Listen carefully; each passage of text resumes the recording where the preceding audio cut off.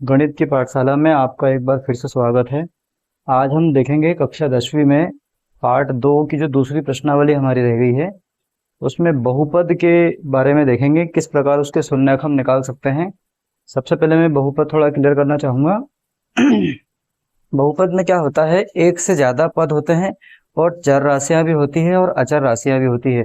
इनके बीच हम plus minus की संक्रियाएं लगाते हैं और फिर बहुपद का निर्माण करते हैं।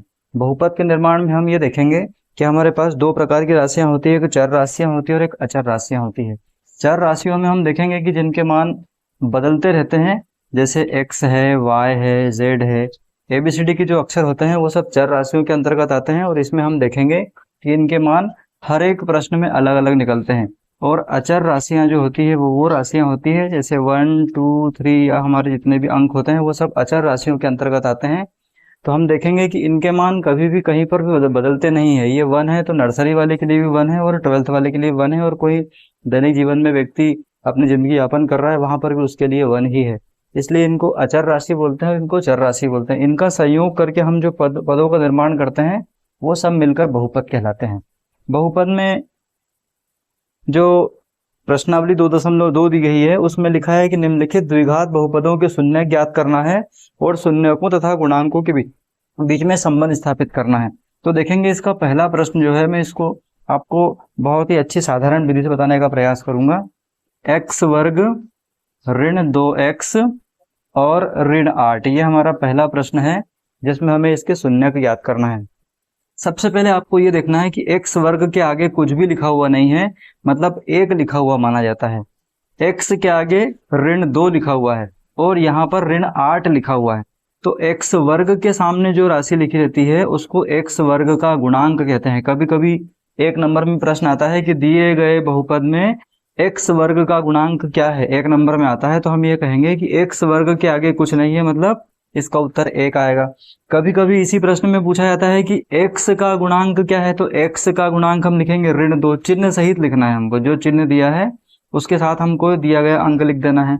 उसके बाद कभी कभी ऐसा आता है कि दिए गए बहुपद में अचर पद क्या है, तो अचर पद जिसके साथ x नहीं है वो हमारा अचर पद कहलाएगा। तो ये ऋण 8 है अचर पद। इस प्रकार हमारे 3 प्रश्न इसमें और तैयार हो जाएंगे। दूसरी बात ये, इसके शून्यक निकालना है तो सबसे पहले हमको ये देखना है कि यहाँ जो भी लिखा हुआ है, कुछ नहीं लिखा, इसका मतलब 1 लिखा हुआ है, तो इस 1 का पहले इसमें हम गुणा करके देख लेंगे।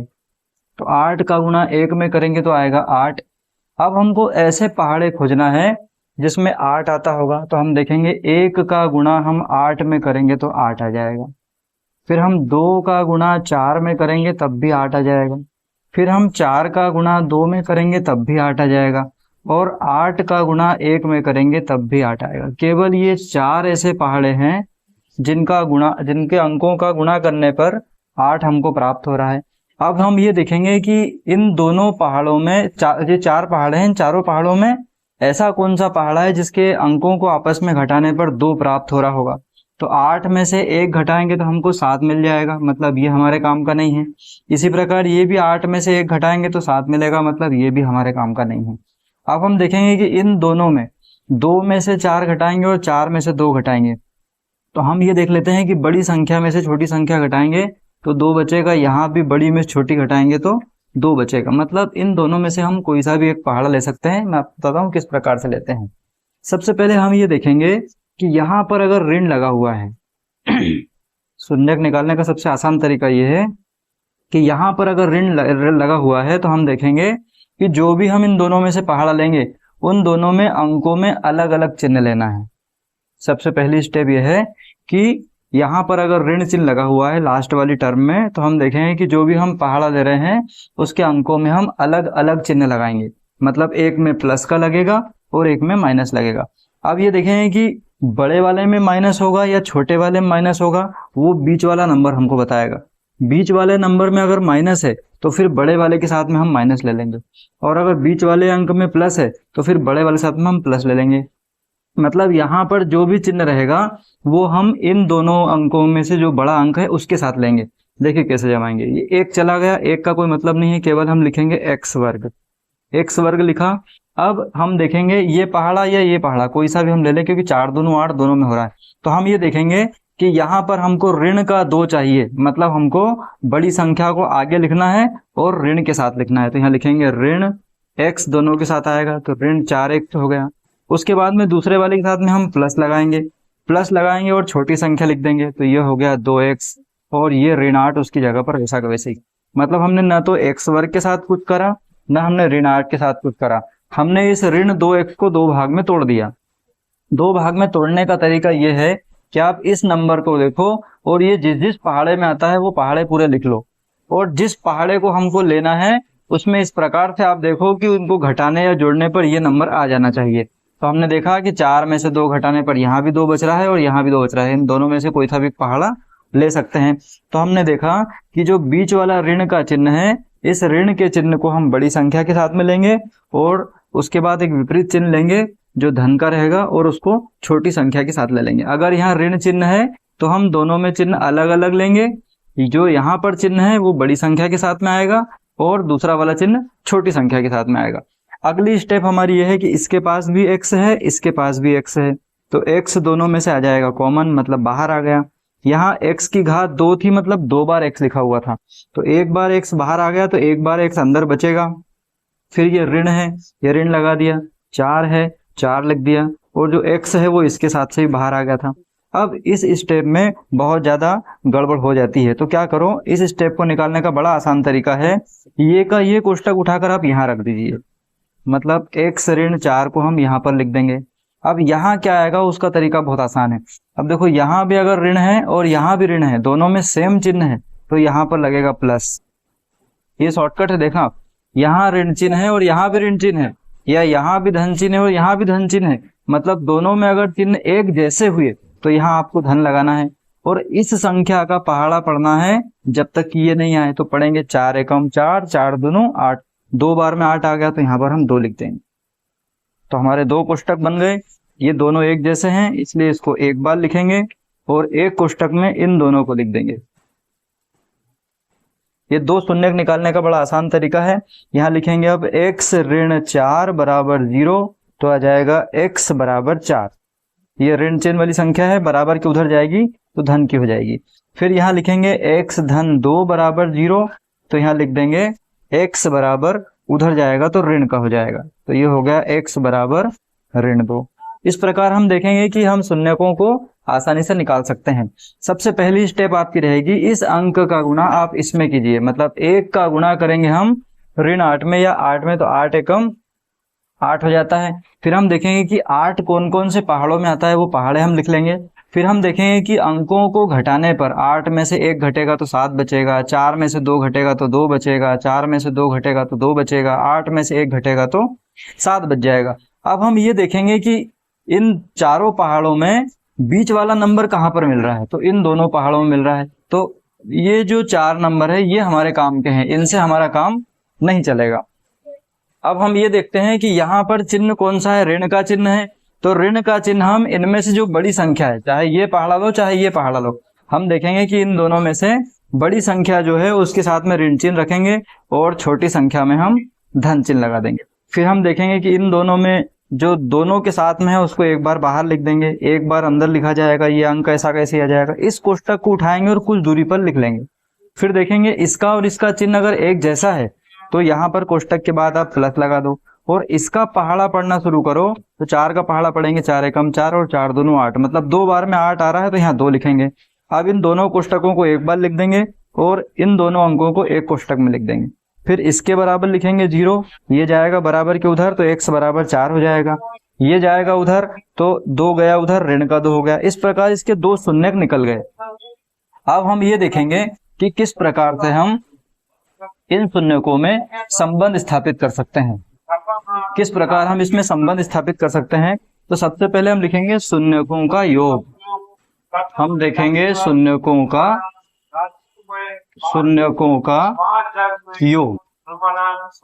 शून्यकों का योग निकालने का तरीका होता है कि हम शून्यकों का योग मतलब शून्यकों का जोड़ निकालना है। तो शून्यकों का जोड़ निकालेंगे हम, तो 4 यहाँ आएगा और 4 में हम जोड़ेंगे ऋण 2 को।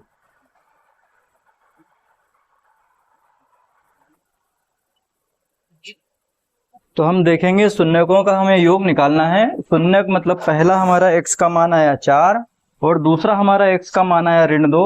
इन दोनों को शून्यक कहेंगे। इनका हम योग करेंगे तो हम देखेंगे कि 4 में से 2 घट जाएगा, क्योंकि 4 धन का है और 2 ऋण का है।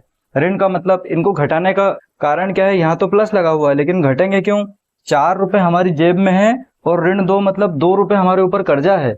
तो हम जब कर्जा चुका देंगे 4 रुपए में से 2 रुपए, तो हमारे पास 2 रुपए बच जाएंगे। अब हम देखेंगे कोई भी संख्या अगर है तो उसके बटे में अगर कुछ नहीं है तो हम 1 लिख सकते हैं। अब हम ये देखेंगे कि ये 2 कहाँ पर आया था हमारे प्रश्न में। हमारे प्रश्न में 2 जो है वो x के साथ में था और साथ में ऋण चिन्ह था। इसका चिन्ह अगर धन का है और यहाँ ऋण है तो सूत्र जो बनता है उसमें ऋण लगाना होता है। यहाँ लिखेंगे ऋण, और 2 जो है वो किसका गुणांक है? x का। यहाँ लिखेंगे x का गुणांक, यहाँ लिख देंगे हम x का गुणांक। और जो बटे में 1 आया है वो 1 किसके साथ में था? x वर्ग के साथ।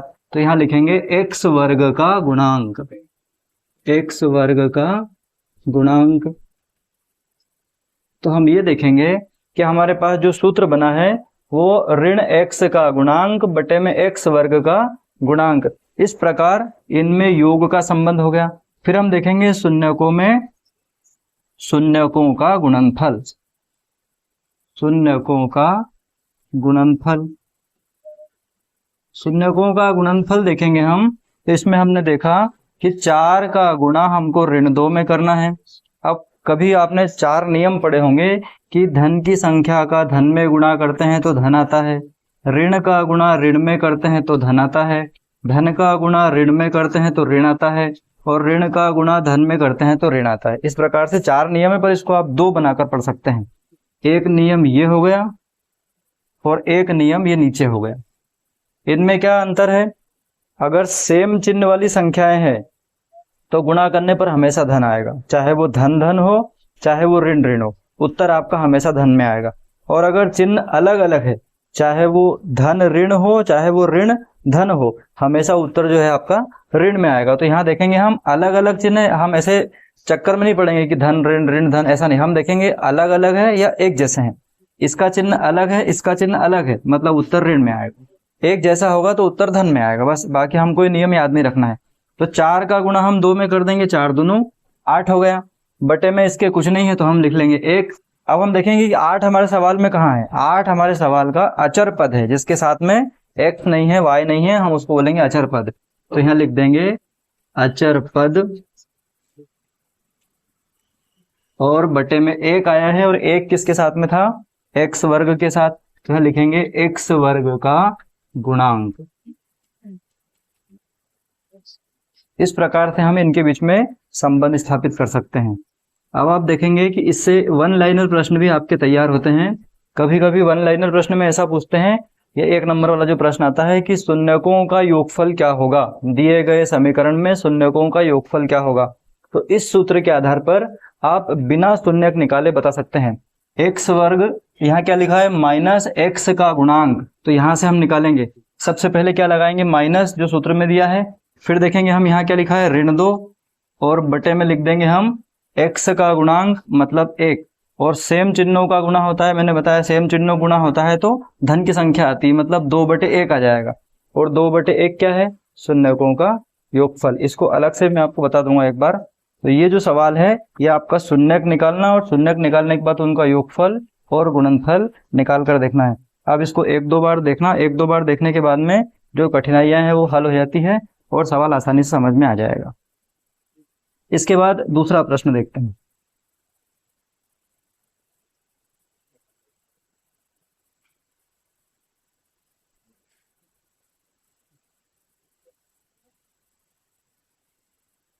दूसरा प्रश्न है आपका 4x का वर्ग, और यहाँ पर है 4x और यहाँ है 1। प्रश्न जो पुस्तक में दिया है उसमें x की जगह s लिखा हुआ है, तो उसको s लिख लेंगे। s मैंने इसलिए नहीं लिखा क्योंकि s हो सकता है आपको 5 जैसा दिखे और आप कंफ्यूज हो, इसलिए मैंने यहाँ पर x लिख दिया है। अब इसको सबसे पहली स्टेप में हम देखेंगे कि इस 4 का गुणा करके देखेंगे 1 में, तो 4 एकम होता है 4। तो हमको देखना है कि ऐसे कौन कौन से पहाड़ हैं जिनमें 4 आता होगा। तो देखेंगे 1 का गुणा 4 में करेंगे तो 4 आएगा, 2 का गुणा 2 में करेंगे तो 4 आएगा, और 4 का गुणा 1 में करेंगे तो 4 आएगा। केवल ये 3 ही ऐसे पहाड़े हैं जिनको हम देखेंगे कि इनका आपस में गुणा करने पर ये 4 आ रहा है। फिर हम ये देखेंगे कि ऐसी कौन सी दो संख्या हैं जिनको जोड़ने या घटाने पर 4 आ जाए हमारे पास। हमने पिछले सवाल में घटाया था, क्योंकि वहां पर 2 अंकों को घटाने पर हमको छोटी संख्या मिल रही थी, जोड़ते अगर तो 4 और 8 और 1 9 हो जाता, 2 और 2 4 और 2 6 हो जाता, फिर 2 और 4 भी 6 होता, और 1 और 8 भी 9 होता। लेकिन हमको छोटी संख्या चाहिए थी, और यहाँ हमको संख्या यहाँ से बड़ी चाहिए, इसलिए हम इसमें जोड़ेंगे। तो देखेंगे हम 4 और 1 को जोड़ेंगे तो आएगा 5, 2 और 2 को जोड़ेंगे तो आएगा 4, और 4 और 1 को जोड़ेंगे तो आएगा 5। तो ना तो हमको ये चाहिए ना हमको ये चाहिए, हमको ये बीच वाला अंक चाहिए 4। तो हमारे 2 टुकड़े जो होंगे वो क्या होंगे, 2 और 2। तो इसको लिखेंगे। अब एक और बात है, जो पिछले सवाल में यहाँ पर ऋण लगा हुआ था तो मैंने बताया था कि आपको अलग अलग चिन्ह लेना है, लेकिन यहाँ पर धन लगा हुआ है तो आपको सेम चिन्ह लेना है, और वही चिन्ह लेना है जो यहाँ पर लगा हुआ है। तो यहाँ क्या लगा है, ऋण, तो इन दोनों के साथ में ऋण लेंगे। तो यहाँ लिखेंगे ऋण 2x, ऋण 2x और धन 1। ये बहुत आसान तरीका है, अगर आप इसको एक बार ध्यान से देखोगे तो आ जाएगा। यहाँ पर जो चिन्ह लगा है वही चिन्ह दोनों में आएगा, और यहाँ होना चाहिए धन चिन्ह, धन चिन्ह होगा तो ही दोनों में सेम चिन्ह आएगा। यहाँ अगर ऋण चिन्ह है तो फिर आपको अलग अलग चिन्ह लेना है, और यहाँ जो लगा हुआ है वो बड़ी संख्या के साथ में लेना है, वो अलग सवाल है और ये अलग सवाल है। अब हम देखेंगे कि यहाँ पर 4 है और यहाँ पर 2 है। अगर हम 4 को कॉमन लेते हैं तो 2 के पास 4 नहीं है, लेकिन 2 को कॉमन लेते हैं तो 4 में से 2 कॉमन निकल सकता है। तो हम क्या करेंगे, छोटी संख्या को कॉमन लेंगे। तो 2 को कॉमन लिया, इन दोनों में x है, x को भी कॉमन ले लिया। अंदर संख्या लिखने का तरीका यह है कि आप इस 2 का पहाड़ा पढ़ो, और 4 कितनी बार में आ जाएगा, 2 एकम 2, 2 दूनी 4, 2 बार में आएगा। तो 2 को अंदर लिख देंगे। एक बार x बाहर आ गया, क्योंकि घात 2 लगी है, मतलब इसमें 2 बार x है, तो एक बार x अंदर बच जाएगा। ऋण है तो ऋण लगाएंगे। ये 2x पूरा बाहर आ गया, तो यहाँ कुछ नहीं बचा तो 1 लिखेंगे। इसी कोष्टक को उठाएंगे और थोड़ी दूरी पर लिख लेंगे। इसी कोष्टक को मैंने उठाया और थोड़ी दूरी पर लिख दिया 2x ऋण 1। फिर मिलाएंगे, इसका और आखिरी वाली संख्या का चिन्ह मिलाते हैं। तो इसका और आखिरी वाले का चिन्ह अगर अलग अलग है तो यहाँ ऋण लगाएंगे, और एक जैसा है धन लगाएंगे। अलग अलग है, यहाँ ऋण है और यहाँ धन है, अलग अलग चिन्ह है तो ऋण लगाएंगे। 1 का पहाड़ा पढ़ेंगे, 1 कितनी बार में आएगा, 1 बार में आएगा। इन दोनों में सेम संख्या है, इसको 1 बार लिख लेंगे, और एक कोष्टक में इन दोनों को लिखेंगे जो कोष्टकों के बाहर लिखे हुए हैं। तो हम देखेंगे हमारे 2 शून्य आ गए और दोनों ही एक जैसे हैं। तो लिखेंगे 2x ऋण 1 बराबर 0, तो आएगा 2x, ये जाएगा बराबर के उधर तो धन का हो जाएगा, और x बराबर आ जाएगा आपका 1, और ये x के साथ जो लिखा है वो चल जाएगा इसके बटे में। तो x का मान हो जाएगा आपका 1/2। इसको भी देखेंगे, ये भी सेम संख्या है, इसलिए ऐसी की ऐसी हल होगी। तो 2x बराबर से आएगा 1, और x बराबर से आ जाएगा आपका 1/2। इस प्रकार हमारे x के 2 मान आ गए, 1/2 1/2। इसका मतलब 2 शून्यक हमारे पास हो गए हैं, 1/2 और 1/2।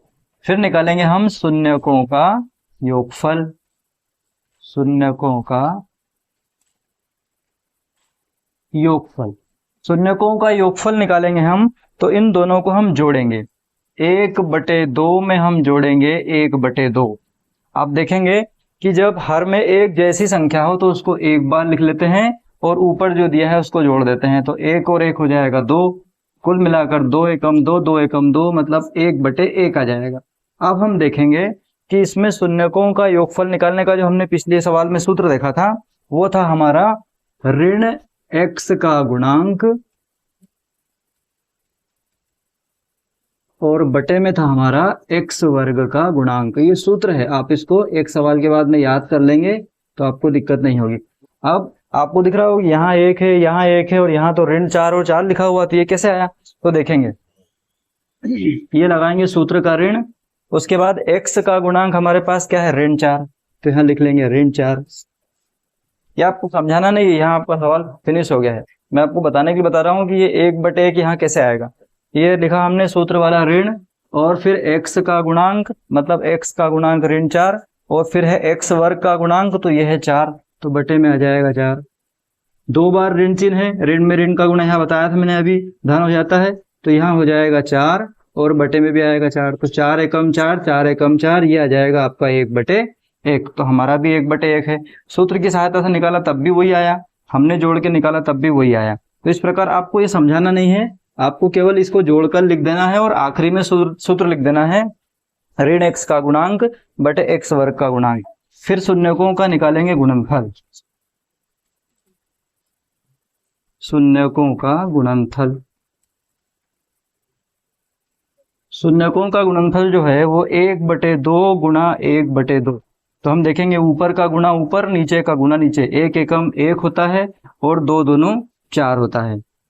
जो हमने सूत्र देखा था उसमें आता है अचर पद, अचर पद और बटे में x वर्ग का गुणांक। तो हम देखेंगे कि अचर पद हमारा 1 है और x वर्ग का गुणांक 4 है। तो अचर पद हमारा 1 है और x वर्ग का गुणांक हमारा 4 है, जो शून्यकों का गुणा करने पर आया है। इस प्रकार ये दोनों बराबर आ गए हैं, मतलब इसकी जो जांच है वो कंप्लीट हो गई है। इस प्रकार से हम प्रश्नों को हल करेंगे। आप 1, 2 बार 3 बार एक ही वीडियो को बार बार रिपीट कर करके देखेंगे तो आपको चीजें बहुत ज्यादा क्लियर हो जाएगी।